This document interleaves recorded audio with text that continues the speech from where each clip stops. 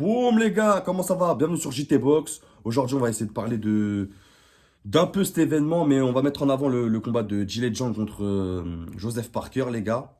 On va pas faire une vidéo longue, mais notamment pour signaler que mis à part le combat star de Joshua contre Ngannou, c'est une belle carte quand même qu'ils nous ont fait en Arabie Saoudite. Il y a Gillet Zhang contre Parker, on va en parler, qui est quand même pour un titre, défense de titre WBO intérim de Zhang. Il y a Madrimov contre Kurbanov pour la ceinture WBA en Super Walter. Il y a Vargas contre Nick Ball chez les poids plumes pour le WBC. Donc belle soirée quand même. Belle soirée. Donc les gars, Gillet Zhang contre Joseph Parker le 8 mars en 12 rounds pour la défense de titre WBO intérim de Zhang. Structure de vidéo, les gars, comme d'hab. Présentation rapide Enfin, rapide. Présentation. On les connaît quand même. Donc, présentation des boxeurs. Ensuite, partie technique. Ensuite, mon prono. Je vais essayer d'aller vite, les gars. Comme ça, 10 minutes, ça sera pas mal. Donc, et c'est intéressant ce fight. Pourquoi? Parce qu'ils sont déjà rencontrés, les gars. Il y a une petite histoire avec Zhang et Parker. Ils s'étaient rencontrés en amateur en 2011. Donc, c'était les tout débuts hein, pour Parker. Parce que Zhang est un peu plus vieux. Mais Zhang avait remporté ce fight, c'était en amateur, les gars, 3 rounds. Il avait remporté au point. Donc c'est intéressant de venir un peu plus 10 ans plus tard, un peu plus, et de voir ce qu'ils sont devenus en professionnel. Tu vois comment ils ont évolué et tout. Je trouve que c'est intéressant, c'est un beau fight. Donc Zhang, les gars, c'est 28 fights en pro. 26 victoires, une défaite, un match nul. 21 victoires avant la limite. Donc ça cogne. Ça cogne quand même. Il n'a pas fait beaucoup de 12 rounds. De souvenirs, de tête, il a dû en faire 4 max, je pense, en 12 rounds. Donc, top 7 de la catégorie des poids lourds, les gars. Donc, plus de 91 kilos. C'est 93 rounds dans les pattes depuis qu'il est passé pro en 2014. C'est un gaucher. Il a 40 ans, les gars. Il fait 1m98. Les gars, on se rend pas compte, les mecs, c'est des X-Men, en fait. Tu vois, ils font tous des tailles de ouf, des poids de ouf, des dingueries. Son dernier fight, c'était contre Joe Joyce en septembre 2023. Il met KO à la 3e reprise. C'était la revanche de Joyce. Donc,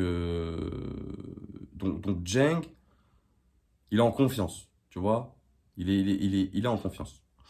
Ensuite, Parker, c'est 37 fights en pro, 34 victoires, 3 défaites, dont une par KO et 0 match nul. C'est 23 victoires avant la limite. Donc ça va pas être un puncher, un cogneur, ça va plus être un mec qui fait ses points, qui a une belle boxe, tu vois. Il va te boxer. Donc, mais par contre, s'il voit une brèche, on a pu voir avec Wilder, tu vois, il va se ruer sur toi. Je pense s'il a le moyen de faire un TKO, il va y aller, tu vois. Mais ça va pas être son instinct premier. C'est le top 3 de la catégorie chez les poids lourds. Il a fait une belle montée, Parker, il mérite après. Il a 238 rounds dans les pattes depuis qu'il est passé pro en 2012. Donc c'est beaucoup de rounds, beaucoup d'expérience. Il a fait beaucoup de 12 rounds. C'est un droitier. Il est jeune, il a 32 ans, les gars. Il fait 1m93 aussi. Donc X-Men. Son dernier fight, bah, décembre 2023 contre Deontay Wilder. Il gagne à la décision en 12 rounds. Donc amplement mérité. Maintenant, on va passer à la partie technique de Zhang.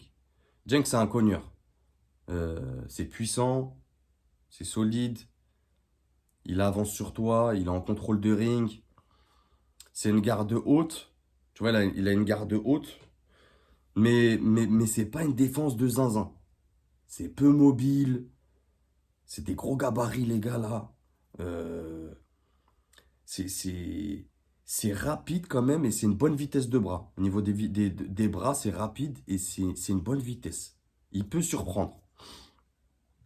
Notamment, il fait des combinaisons sur 3 coups. Et un gaucher, c'est toujours une galère de toute manière. Il va beaucoup lancer son bras avant en prise d'info. Tu vois, comme c'est un gaucher, donc bras droit devant. Il va lancer son bras droit en prise d'info et en gêne de l'adversaire. Et il aime bien rentrer avec son bras arrière puissant gauche, tu vois, à la face. Ça, il aime bien le faire. Franchement, je pense qu'il travaille beaucoup ce geste. Il doit le travailler énormément. Donc, et ça rentre lourd, les gars. C'est pas ça rentre genre pour piquer. Non, il rentre pour te, vraiment pour te détruire. Donc, faire attention. C'est pas beaucoup de cardio. Comme je vous ai dit, il n'a pas fait beaucoup de 12 rounds. Et tous les combats qu'il a fait, qui sont allés au-delà du 6, il est parti à la décision. Donc, on l'a vu contre un Ergovic, par exemple. Il a perdu à la décision en 12 rounds. Tu vois, même s'il a dominé la première partie de fight, Ergovic, en deuxième partie, il l'a nettoyé, tu vois. Donc, c'est pas un bon jeu de jambes non plus. C'est pas quelqu'un, tu le verras pas jumper, faire des beaux gestes de jambes. C'est pas une belle mobilité extraordinaire, tu vois. Mais c'est normal, c'est un poids lourd, c'est pas ce qu'on lui demande. Et c'est pas son essence de boxe aussi, tu vois. Attention, parce que c'est un bon uppercut en contre. Tu vois, c'est un bon uppercut du bras arrière en contre. Donc, faire attention. Ensuite, on va passer à la partie technique de Parker. C'est un boxeur discipliné, travaille en ligne, à distance, avec jab et crochet corps-face. C'est un boxeur dans le sens académique où c'est pas un style de fou. Tu vois, tu le regardes, tu vas pas dire wow, dinguerie ce boxeur. Mais c'est propre. Tu vois, c'est propre. C'est discipliné, comme je t'ai dit. C'est un bon jeu de jambes. Tu vois, c'est agréable à regarder. Il est rapide, il a une bonne défense avec des bonnes esquives. Donc, c'est peu de travail dans les accrochages par contre. Et je pense que dans les accrochages, si Jang il veut pourrir le combat, je pense qu'il peut faire quelque chose. Jang en sortie d'accrochage, tu vois. Je pense qu'il y a un coup à jouer pour Jang. Dans les accrochages, hein, je parle, hein. Au-delà du fait que c'est puissant, c'est solide et tout ça. Mais c'est peu de travail dans les accrochages pour Parker. Je pense qu'il est pas à l'aise dans les accrochages. C'est pas son fort, tu vois. Même il va pas s'en servir pour casser le rythme de l'adversaire, tu vois. C'est vraiment. S'il arrive en accrochage, c'est que justement, on va parler un peu de son. Pour moi, pas un défaut, mais de sa boxe, il a tendance à jeter, tu vois. Quand tu jettes, t'arrives pas, forcément. T'arrives au contact de l'adversaire et c'est là qu'il rentre en accrochage. En fait, par la force des choses, tu vois, en se jetant sur l'adversaire. Mais pas de lui-même. Il n'a pas cette intelligence de ring d'aller accrocher, tu vois. C'est pas sa boxe. C'est un gros cardio. Très, très gros cardio. Comme je t'ai dit, il a tendance à se jeter. Donc attention au contre, notamment à l'uppercut de Jang en contre. C'est des crochets larges du bras arrière. Il aime bien envoyer des crochets larges, droit du bras arrière en se baissant comme ça, tu vois, pour arriver à mi-distance et travailler corps-face.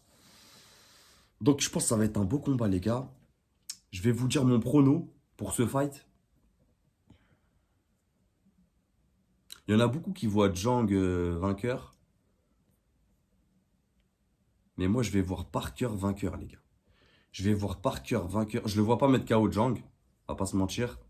Jang, c'est solide quand même. Tu vois. Mais je le vois gagner à la décision.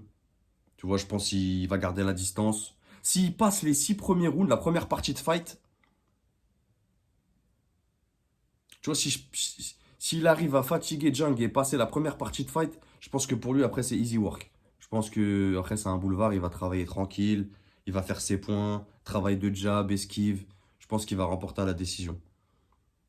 Parce que Jang, quand même, et Jang, s'il n'arrive pas à le connecter entre le première partie de fight, premier, sixième round, je pense que c'est fini. Après, pour lui, ça va être dur. Je pense qu'il va vraiment rentrer dans le mal. Donc voilà, les gars, c'était mon prono. Parker, vainqueur à la décision. Et il mérite en plus. Les gars, c'est un boxeur sous-estimé, Parker. Je m'explique. Les seules défaites qu'il a, c'est contre Joshua, White et qui d'autre d'ailleurs, j'ai oublié. Il a 3 défaites, j'ai oublié les gars. Vous me direz dans les commentaires. Joshua, Dylan White et Joe Joyce. Je crois que c'est Joe Joyce. Je suis plus sûr, mais je crois que c'est Joe Joyce. Donc, boxeur sous-estimé, les gars. N'oubliez pas qu'il a fait des gros fights. Il a vaincu Wilder. Il a vaincu Andy Ruiz. Faut pas le sous-estimer. Il y en a qui le voient déjà perdre, mais bon, après, les gars, ils font pas des analyses poussées non plus de ouf, mais quand tu connais la boxe, tu sais que Parker, il est pas top 3 pour rien. C'est pas Jojo le Barjo qui débarque de sa barque, qui est venu cueillir des clémentines. Non, c'est un vrai fighter. Donc moi, Parker à la décision, les gars. Ciao, c'était JT Box. On se retrouve bientôt. On va parler, les gars, vous inquiétez pas. Vous inquiétez pas, je vais en parler de Ngannou contre Joshua. Je vais un peu réveiller la secte de Ngannou parce que là, il me semble endormi, tu vois. Je vois tous les gros youtubeurs, ils disent Ngannou il va gagner, Ngannou il va gagner. Fallait bien que j'arrive, que je jette ma petite boule de bowling. Vous inquiétez pas, les gars. Venez, on va discuter. Je vais vous réveiller un peu. Vous m'avez l'air endormi un peu, les fans d'Ngannou, là. Je vais les réveiller. Vous inquiétez pas, ça arrive bientôt. Ciao, les gars. Prenez soin de vous. Bon week-end. On est ensemble. Bye.